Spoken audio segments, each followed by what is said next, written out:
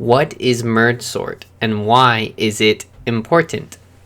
In computer science, merge sort is an efficient, general-purpose, comparison-based sorting algorithm with a big O of n log n. It is important for software engineers because companies like Microsoft, Amazon, Facebook, and Google want to know that you can understand and use this sorting algorithm if you want to have a chance of getting hired by them. This video will help you understand and use merge sort in your C++ projects. The algorithm goes like this. You have an array of elements in a random order, and you want them to be sorted. Merge sort uses recursion to divide all elements up individually, then merge those elements back together in the correct order. So let's open our editor and start coding. Alright, now that we are in our text editor, we're going to go ahead and create the merge sort algorithm. Here you can see I have some pre-made code where we are using ints as the data type that we will be sorting. Here you can see I created two arrays of array length of 8. The first array is the array that we will be sorting, and the second array will act as a sort of temp variable to store values as we sort the array. Here you can see I filled the first array with random numbers, and then we print out a before and after picture of the array to see what it looks like when we apply merge sort algorithm to it. So feel free to follow along, guys. I'm going to post a link to the code in the description below, so definitely check that out if you want to code this yourself. So here I'm actually going to head on over to our browser and search for Wikipedia merge sort.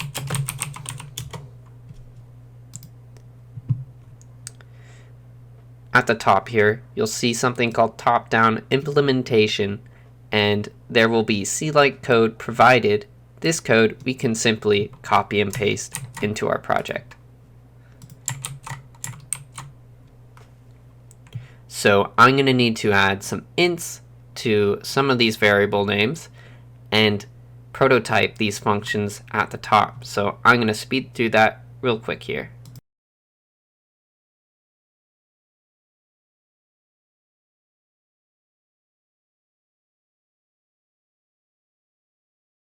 Alright, now that I've prototyped all the functions and added ints to them, we're going to go ahead and take a look at these functions provided.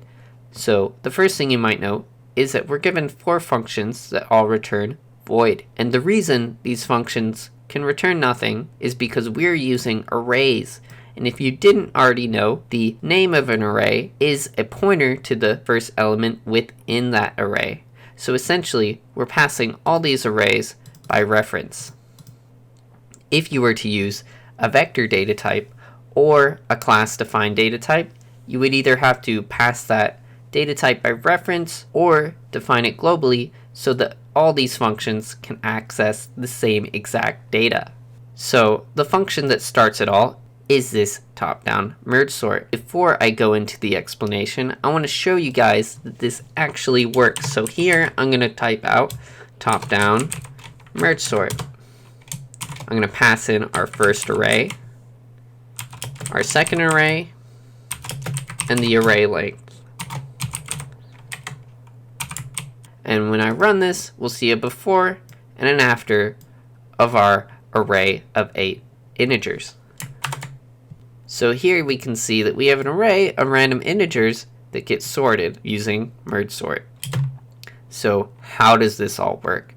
So let's go into our first function, which is top-down merge sort. And right off the bat, we can see that it takes in 2 arrays and the size of the array. And this is a helper function and is not completely necessary in all versions of merge sort. And the reason we have a second array here is because we will use that second array as sort of a temporary variable to store in values as we sort the original array. And I'll give an example of how that could work over on the right here. So in this function, we call upon copy array, which is a function provided to us which simply copies all the elements in the first array into the second. And then we actually call our merge sort algorithm, which is the top-down split merge here. We pass in two arrays, the original and the target array that we want all our final answers to be stored in. And then we pass a range, so begin and end. These integers define the scope of the elements within our array that we are looking at. And if we go ahead and look into this function, we can see that it is recursive. It does call it upon itself here and here. And it calls upon itself with different scopes. Here we can see we pass begin and middle, essentially splitting the array in half. As we can see, this middle here divides our range by 2. So this recursive call of our function will keep splitting the left side until individual values are returned. And this will keep splitting our right side until individual values will return. And we can see that individual values are returned up here where in minus ibegin is less than 2, meaning if there is only one element in our target range.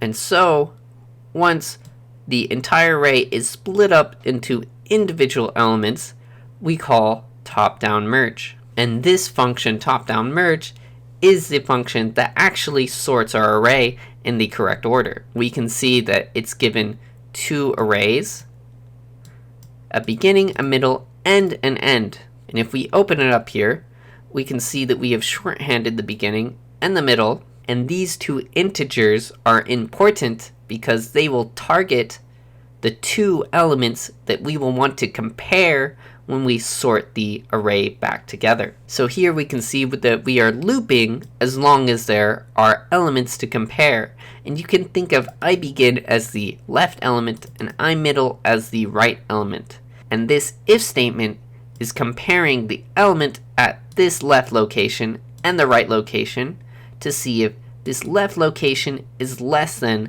this right one. And if it is, we add it to our target array. If it isn't, then that means the right element is smaller than the left, so we add the right element to our target array. And this works nicely with recursion because as the range of our algorithm gets bigger, the left and the right elements will always point to the smallest element within that section. And to give you guys a good representation of what is going on, I'm going to print out the array in this top-down merge function. Alright, we're going to go ahead and run our program.